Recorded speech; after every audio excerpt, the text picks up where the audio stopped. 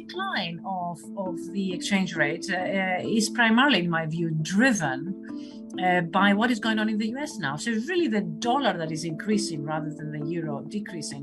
And the big driver of this is the very different positions in the monetary policy cycle that the euro area and the US are right now. We are very much out of sync in terms of policies, monetary policy. The US Fed is increasing interest rates very rapidly. There's steps, I think the markets are expecting 9 times increases of the interest rate this year.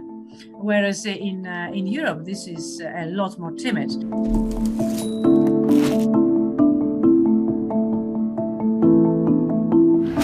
Well, inevitably, all our imports become more expensive, and that, of course, in an environment of high inflation, simply adds to it.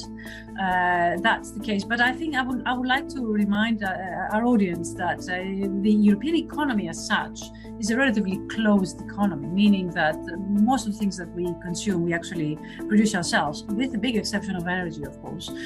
So in that respect, we are not a small open economy. We are rather a closed big economy.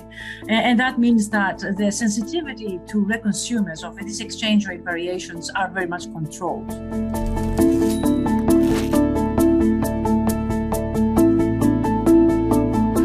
Germany, the Netherlands, Italy, of course, the countries that are big manufacturing exporters outside the EU borders, outside the Eurozone, in other words, they are the ones who will benefit from this attractiveness of the euro, right? Because European exports now become cheaper and therefore they're more attractive.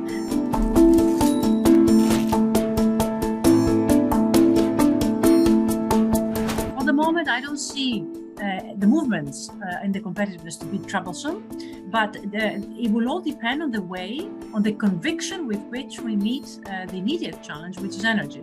If we bring our heads together and we solve energy in the next 6 months, all of this will be reversed, in my view, and the effect of the asynchronicity of monetary policy will matter less.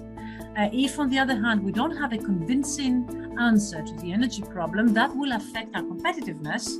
And therefore, that will be a very different story and much more troublesome for the European economy.